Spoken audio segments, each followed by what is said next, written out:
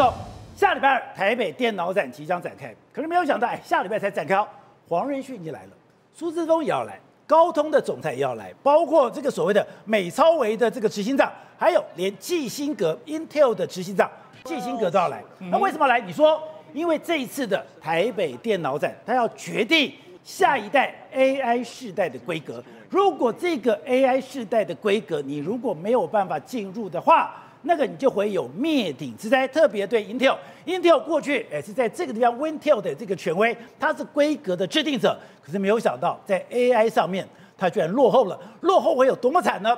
现在它一季会可以卖6200万颗，可是你说它如果这一次真的落后了，它真的进不到 AI 的世界的话，他搞不好连1颗都卖不了了。宝姐，在昨天晚上的时候，这个黄仁勋来到台湾，大家想说你来台湾这么，他6月4号是电脑展，他6月2号要演讲，就他1个礼拜前就来到台湾，宝姐，这是多不寻常，大家知道吗？黄仁勋目前为止他的身价是900亿美金。他现在也是华人有史以来身价最高，然后他的公司市值是世界第3大公司市值，他居然有1个礼拜多，2个可能这次要来台湾2个礼拜，都待在台湾。他为什么要这样做？因为他知道这一次的台湾的这个电脑展，或是最近的台湾，对他来说太重要了。他的身价这么高，他每1秒都是数百万美金。对，好，那除了他要来之外，苏姿丰也要来，那 AMD 的，那包括说像高通总裁要来 ，Intel 的执行长季辛格要来，美超微的老板也要来。为什么这些科技大佬？过去我跟他讲。过去都是什么？我们台湾呢去美国干什么？去美国的 CES 展，去美国的电脑展，去朝圣。对，然后去跟他求订单。你看我以前鸿海去求订单的时候，还在人家 Compaq 外面盖一个房间，拜托你给我订单，这样，现在不一样，现在我们去求人家，现在他们主动来啊！为什么要主动来？因为他们知道说没有台湾的帮助了，他们可能会在这未来的商机里面全部滑一跤。我们举一个例子，为什么黄仁勋要来？他要来看谁？台积电。要来看鸿海跟广达，为什么要看台积电？因为苏姿丰来，他要看谁？看台积电。Intel 来谁？他要看台积电。他们都要抢产能啊，所以我要先抢到足够的产能啊。辉达黄仁勋说什么？这个需求不是问题，供给才是问题。他要取得供给，对 AMD 来讲不是这样吗？也是。对 Intel 来讲不是这样吗？所以他们现在是来这边求，我能够获得台湾的支持，我在未来的战场上面才有可能会胜出的一个状况。可是 Intel 自己不是也是代工大厂吗？是啊。难道这个代工大厂已经认输了？对，彻底降服了。当然代工，他现在不担心代工，他现在担心什么？他的 AI， 他的 PC 时代要完蛋了。为什么？因为呢这一次的这个台北电脑展里面会展出非常多叫 AI PC、AI 手机，让 PC 跟手机都沾上了 AI 的这个光芒之后，完全不一样。这个商机重新在形塑之中，尤其是对这个 Intel 来讲，我们在过去一段时间的电脑里面来说啊，就是微软的这个作业软体加上 Intel 的这个所谓它的 CPU 嘛。但是未来的 AI 里面完全不一样。宝姐，未来的 AI， 我的作业系统不见得是微软哦，我可以用任何 AI 系统都有可能会进来哦。那我的 CPU 呢，不一定要用 Intel 的 CPU， 因为 Intel 你在 AI 落后嘛，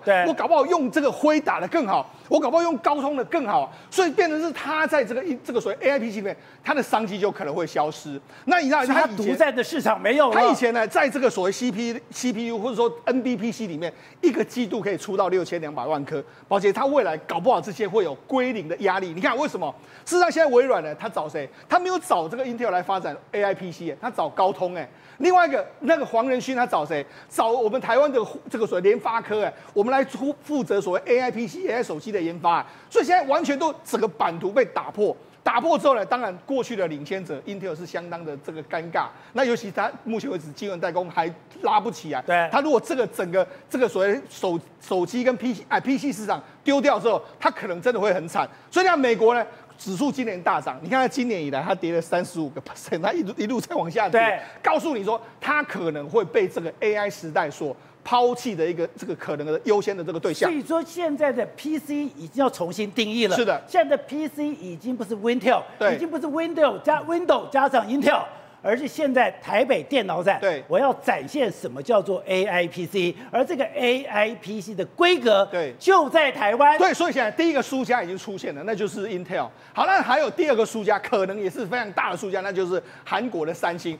宝洁，那韩国三星来说，他们不是都一直很想要挤进这个所谓 AI 吗？就挤进 AI 里面来说的话，他们最近在做什么？我们用这个所谓高宽频记忆体这个部分，就没想到一直没办法通过。就当初来，南韩媒体来说什么啊？是台积电故意要卡这个三星，不让它过关。就现在发现它什么？不是，因为他把产品送给这个 NV 来去认证，就它的8层和12层的 HBM3呢，因为它过热，还有功耗问题又来了。没办法过，又是过热，所以不是我们的影响，是你自己没办法过。所以在 AI 领域来说，它现在这个没办法卡进去。另外第二个是什么？所以你之前曾经讲过，三星电子当时最引以为傲就是我的高频这个所谓的记忆体，对，现在跟高频记忆体过不了关了。它过不了关，好，过不了关再说。宝杰，那还有2个最重要。那过去一段时间呢 ，Google 还有包括高通呢，他们2家公司呢都是三星的合作伙伴。为什么三星合作伙伴？因为 Google 就说，哎，那这样啊。你帮我代工，然后我可以把我的晶片下给你，这样2个互相结盟。对，高通也是一样，你的这个三星手机用我高通的晶片，我高通下单给你，他们是有结盟，他们是有实质的结盟关系绑在一起的哦。就那最近有什么消息？2个消息让这个三星完全是脸上无光啊。第一个就是高通他把下一个世代的晶片呢，他已经决定不要丢给这个三星，他要全部丢给台积电。所以等于是他丢掉了这个高通下一个世代晶片的这个大单。另外第2个 Google 原本它的 Pixel 的晶片呢，它是给这个三星代工，它现在也丢掉，也要给台积电。所以等于是说台积电在各式各样的领域里面都完全攻城略地成功。所以为什么三星最近不是把他们的半导体负责人换成这个全永轩吗？因为他们真的是这一次也是成为一个输家。所以告诉你，所以说。现在如果你要进到 AI 的领域，对，只有台积电能够做，或是台湾供应链能够做。所以为什么这一次你看大家所有的大佬都要来到台湾，所有的供应链都要来台湾，所以那也为什么不难解释，为什么台湾股市今天又创下21800点的历史新高？里面有非常多股票 AIPC 相关的啦，譬如说像华硕啦、这个宏基啦，甚至像广达这些都跟它相关，或是 AI 供应链像鸿海现在又来到185。过去呢，你知道郭台铭呢一直在退休之前就说200都到不了，现在终于在 AI 美梦之下，快要看到200了。刘扬伟帮他完成了。对，那真的反而是刘扬伟能够完成，为什么？因为刘扬伟是靠着 AI， 所以我告诉你，这个 AI 浪潮真的在接下来台北电脑厂，我会看到非常多新时代的这个产品，而且是一代新人换掉旧人的状况非常明显。好，国人刚才讲黄仁勋这次到台湾，你说台湾这一次的台北 Computex。它这个是什么？是一个生死擂台战。这个生死擂台战有2个厂商非常恐怖。Intel 本来半导体的霸主，现在已经在生死边缘。另外一个是本来全世界最高市值的所谓的三星产品的这个三星也快完蛋了。对，6月4号之后，大家买电脑，以前买电脑我们会看2个东西，叫做 Windows 的作业系统，再来我们看 Intel Inside 配的 CPU 都是 Intel Inside 嘛。可是6月4号之后，我们大家去买电脑，你会看到什么东西？你会看到微软是照样是用新的 Corporate 就是 AI 的 PC， 可是它搭了 CPU， 你看不到连 Intel 的，没有 Intel 了，你看到的是高通、台积电代工的骁龙 S 系列的晶片，加上 ARM 的架构，然后首发是谁？宏基加华硕。这也就是为什么说这几天今天股价大涨的都是他们。是因为一个划时代开始的 Intel 时代宣告终结的，是微软加台积电制造的晶片变成新的 AI PC 的时代。那 AI PC 有什么了不起 ？AI PC 很厉害吗？因为在终端需要用电脑呈现 AI 的时候，它必须要不会发热，而且再来运算的时候功耗很低，速度要够快。所以为什么是高通跟 ARM 架构出现，就是因为在手机时代，它已经证明了这件事情。对，更重要的是，高通从4奈米开始之后，是交给台积电去代工最新的 S 系列的晶片，所以整个世界因为这场电脑展会更依赖台湾，尤其是跨入新时代 AI PC。以前所有的 CPU 都是美国制造 ，Intel 光一季出6000多万颗，一年是500多亿美金，而且坚持只在美国制造。现在你买电脑已经看不到 Intel 这个选项了。如果你买最新的 AI 电脑，是买不到了。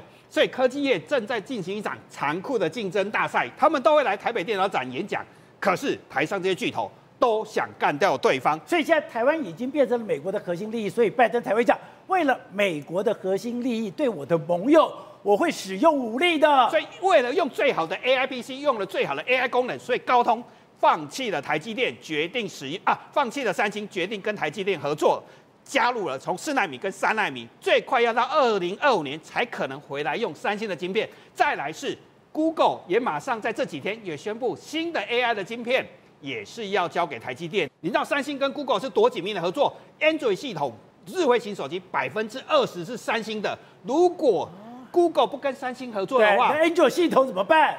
全世界20%的智慧型手机是三星的，如果他跟他翻脸，那2个会怎么办？可是 Google 照样选择跟台积电合作，用台积的晶片，因为如果不做，那以后如果 AI PC 或新的 AI 都被高通抢掉了，它不就完蛋了？所以说 Google 会被洗掉。所以科技巨头现在是5年1兆美元的厮杀跟割喉战啊，每个人都要来台北露脸。所以为什么 Intel 也来？他明明是输家，他也要来顾章，要来抢，因为下个 AI 他也不能输啊。难怪讲说现在有一个 AI 的军备竞赛。所以辉达找谁？今天谁涨停板？最讶异的是联发科，因为辉达跟联发科做 CPU， 所以有一天你买电脑也会出现联发科的 CPU。他为什么找联发科呢？对，因为联发科在 ARM 这个架构，它也很多年了，用的也是台积电的制程，所以所有的晶片制造中心，连 CPU 都转移到台湾的时候，台湾其实是世界的核心利益，不只是美国了，所以还不止嘞。这次来还要5G AI 车用。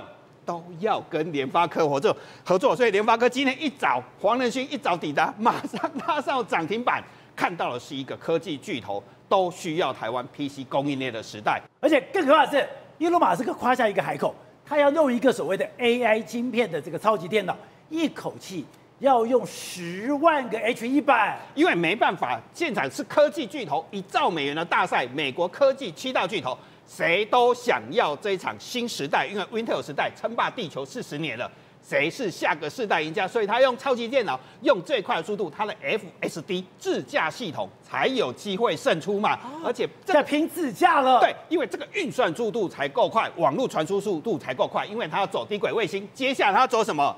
机器人时代。所以 Elon Musk。下一步就是要让整个地球充满机器人，超级电脑跟无人车跟机器人能够连接在一起。黄仁勋为什么要来台湾2个礼拜？今天有另外一家公司也涨停板，叫做广达集团，也是要做机器人，也是机器人。所以波士顿动力是现代汽车的，这个 Figures 是谁的？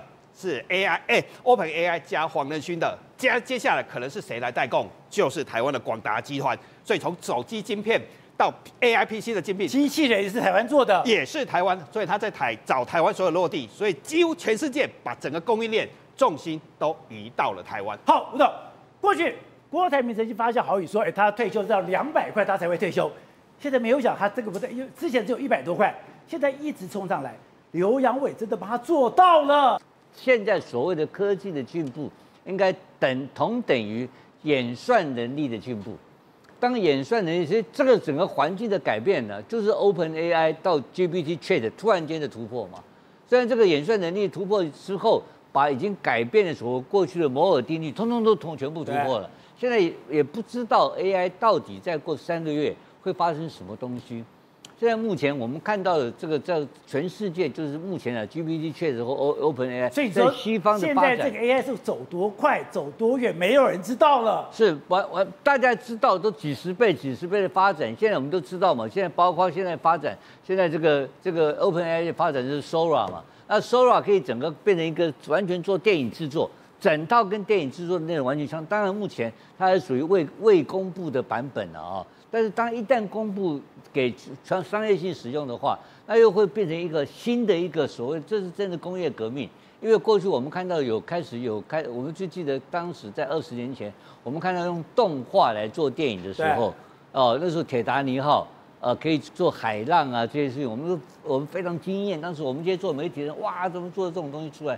这个不得了的，但现在这个已经变成旧闻了，已经是不堪一击啊。对，现在整个用文字就可以制造出整个影片出来了，用文字的指令可以制造出影片的时代来临了。那以后的那好莱坞的产业全部是天翻地覆的大的变化。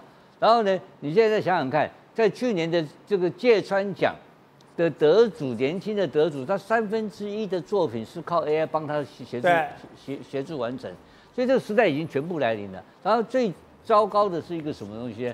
最糟糕的是中国大陆是非常非常的落后，而且注定落后，没有机会赶上这个潮流，没机会，完全没有机会了。因为我们都讲过嘛，3个东西嘛，一个就是算法，一个算力，一个数据嘛。那个数据是最重要的核心的一部分嘛。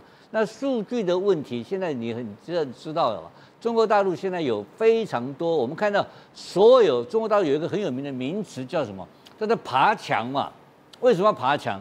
因为他在大陆内部无法取得相关的资讯或是讯息嘛，包括科技的资料等等的，包括中国大陆禁止所有一切的所谓的公共平台嘛，就是公共讨论平台。这些公共讨论平台，它完全全面禁止，因为它完全用政治性的限制，所以因此来讲的话，在中国大陆无法取得有效的数据，是它最大的问题。到目前来讲，譬如说他们我最近看那个报道，看那个 TikTok 现在就是他注册，他现在注册跟OpenAI 跟 GPT-4 的注册，像我一样，我们公司有注册嘛，东森也有注册，我们一个月付大概几百块钱美金就变成一个固定客户。结果 TikTok 做这个事情呢，然后他对外宣称他自己也发展了 AI， 结果后来呢就被 GPT-4 发现了，就把它取消他这个账号，取消 TikTok， 因为什么？他现在做的事情，照讲你是我的用户，对，你 TikTok 是我的用户，结果他对外宣称他自己发展了他自己的类似这个 AI 的系统嘛，在做类似这种服务嘛，就是假的嘛。政治观点，独家内幕。国际趋势、财经焦点，重案解密，火线搜起，全方位爆内幕，话题不设限。我是张道和。周一到周五关键时刻，周六周日决战关键，等你来上线。